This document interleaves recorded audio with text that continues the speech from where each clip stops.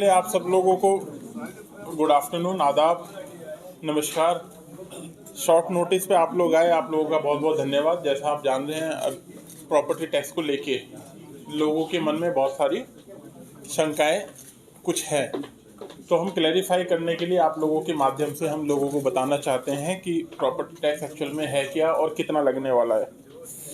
बहुत से लोग, एक तो सबसे पहले ये समझ लें, जब हम बात करते हैं किसी भी कानून की, किसी भी चीज़ की, मुझे याद है आप लोगों में से कुछ लोगों ने पूछा था कि साहब जब आप एंक्रोचमेंट हटाते हो तो जो ये जैसे और देशों में होता है, आप हमारे यहाँ क्यों नहीं करते हो, रेगुलराइज क्यों नहीं करते हो, सो एंड सो फोर्थ।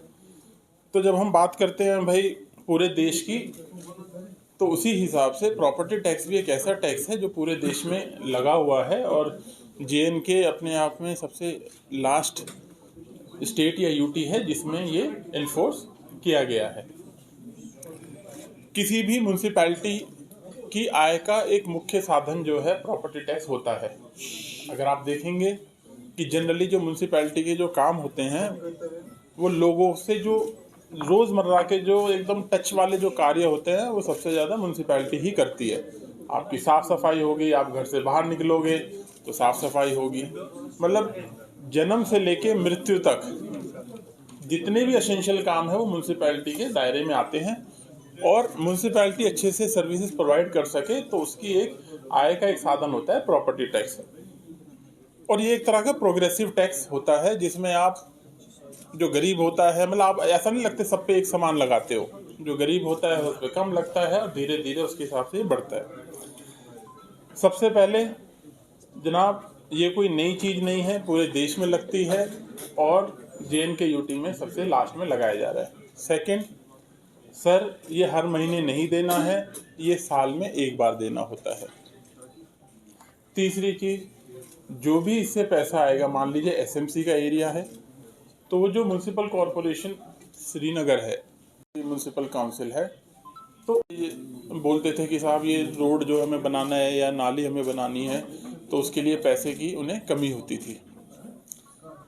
वहाँ पे ये जो पैसा जो आएगा वो उसी काउंसिल के अकाउंट में रहेगा और वो वहीं उसी जगह ही इस्तेमाल होने वाला पैसा है। तो एक तरीके से आपकी डायरेक्ट अकाउंटेबिलिटी रहेगी। आप ये भी मानोगे कि जैसे ही आपसे यूज़र चार्जेस लिए गए डोर टू डोर कलेक्शन के, आपसे हुई है, आप खुद उस बात को मानेंगे कि यूज़र चार्ज देने के बाद एक तो जो हमारा नागरिक है उसमें एक जागृति आती है, वो एनलाइटेंड होता है कि नहीं भाई मुझे इसको जो है, मैं आपको यूज़र चार्जेस दे रहा हूँ साहब, मुझे तो अब आपको, मेरे पास गाड़ी नहीं आई एक भी दिन तो आप कहते हो मेरे पास गाड़ी क्यों नहीं आ रही है कि नहीं। तो इसे एक जागृति आती है। और जहाँ तक रहा JNK के कंटेस्ट में 1000 स्क्वायर फीट तक की जो प्रॉपर्टी है, अच्छा नंबर वन, ये तो आपको पता ही है केवल अर्बन एरिया में ही है, रूरल एरिया में बिल्कुल भी नहीं है। दूसरा, अर्बन एरिया में अगर कोई एग्रीकल्चर लैंड है वो इससे बाहर है। तीसरा, जो 1000 स्क्वायर फीट तक का जिसके पास अपना मकान है वो इससे बाहर है। लगभग 1/3 से ज़्यादा जो हमारे हैं वो इससे ऑलरेडी बाहर हो जाते हैं। फोर्थ पार्ट इसका जो आप देखोगे, अगर मान लो आपको किसी प्रॉपर्टी के लिए 100 रुपये देना होता है श्रीनगर म्यूनसिपल काउंसिल में, कॉरपोरेशन में, तो आपको जो काउंसिल में है वो 75 रुपये होगा उसके कॉरेस्पॉन्डिंग, अगर कमेटी होगा तो केवल 50 रुपये होगा। तो जितना एक आदमी दूर दराज एरिया बनाया है तो वो उसमें ऑलरेडी एग्जम्प्टेड है, 1000 स्क्वायर फीट तक ऑलरेडी एग्जम्प्टेड है। उसके बाद इसको प्रोग्रेसिवली उसमें बढ़ाया गया है, इसके फैक्टर्स है, कैलकुलेशंस हैं। मेरी आप लोगों से रिक्वेस्ट रहेगी, अगर आप इसको एक बार देखोगे तो आपके दिमाग से अपने आप ये मिथ्या दूर हो जाएगी। किसी को लगता होगा पता नहीं 6000 ले लेगा, 10,000 ले लेगा, 15,000 ले लेंगे और हर महीने ले लेंगे, ऐसा नहीं है, साल में है। JNK में सबसे लास्ट में लगाया जा रहा है। पैसा लोगों के तुरंत उनके इस्तेमाल के लिए उन्हीं की कमेटी के हाथ में रहेगा।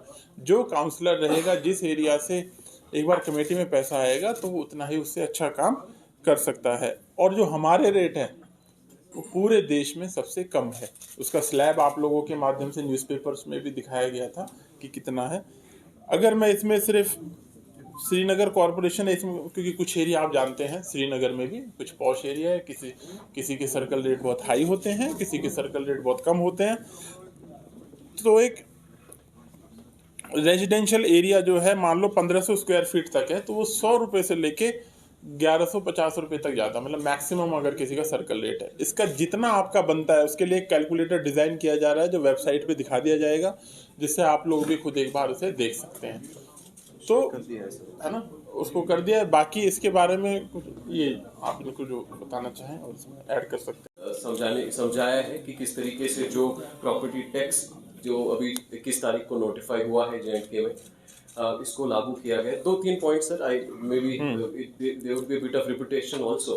सबसे पहले कि जब हम कहते हैं कि प्रॉपर्टी टैक्स ये एक प्रोग्रेसिव टैक्स होता है, प्रोग्रेसिव टैक्स इसलिए है क्योंकि ये गरीब पे कम और जिस तरीके की इनकम होती है, जिस तरीके की एसेट्स इंसान के पास होती है, उसी प्रोपोर्शन में बढ़ते हैं। हमारे जनरली जब हम बेसिक टैक्सेस की बात करते हैं, एक डायरेक्ट टैक्सेस होते हैं, एक इनडायरेक्ट टैक्सेस होते हैं। इनडायरेक्ट टैक्स होता है जैसे हम GST देते हैं या सेल्स टैक्स देते हैं।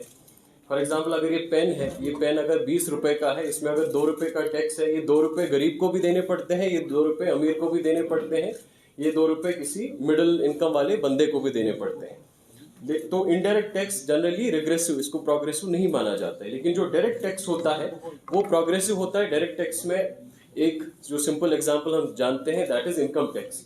कि जितनी इनकम बढ़ती है उसी प्रोपोर्शन में टैक्स देना पड़ता है। इनकम स्लैब कम है, इंसान की, गरीब आदमी है, उसको वो टैक्स नहीं देना पड़ता है। इसी तरह से जो प्रॉपर्टी टैक्स है, ये प्रॉपर्टी टैक्स भी एक डायरेक्ट टैक्स है और प्रोग्रेसिव टैक्स है, क्योंकि जिसकी कम एसेट्स हैं, जिसकी कम प्रॉपर्टी है, वो या तो एग्जम्प्टेड होता है या बहुत कम रेट होती है। और जो ही आपकी जो एसेट्स का साइज, एसेट्स का क्वांटम बढ़ता है, तो प्रॉपर्टी टैक्स भी प्रोपोर्शनेटली बढ़ता है। इसलिए ये प्रोग्रेसिव होता है। एक डिस्ट्रीब्यूटिव जस्टिस भी इसको माना जाता है कि जो हमारे समाज में, हमारी सोसाइटी में, देश में बड़े एसेट वाले जो हमारे होल्डर्स होते हैं, उनका टैक्स गरीब के लिए, उस गरीब के आसपास की डेवलपमेंट के लिए यूज होता है। So that was the first point जो सर ने भी अच्छे से समझाया है। दूसरा पॉइंट जो बहुत अहम है, वो ये अहम है कि फॉर एग्जांपल अगर कोई GST अभी इकट्ठा होता है तो ये कंसोलिडेटेड फंड में चला जाता है। फिर वहां से थ्रू फाइनेंशियल जो जिस तरीके से बजटिंग होती है, फाइनेंशियल बिल्स होती है, उसके हिसाब से एलोकेट होता है। ये जो प्रॉपर्टी टैक्स है, ये property tax urban local body अपने एरिया में खुद इकट्ठा करती है और इसके बाद इसको खर्चा करने का भी अधिकार उसी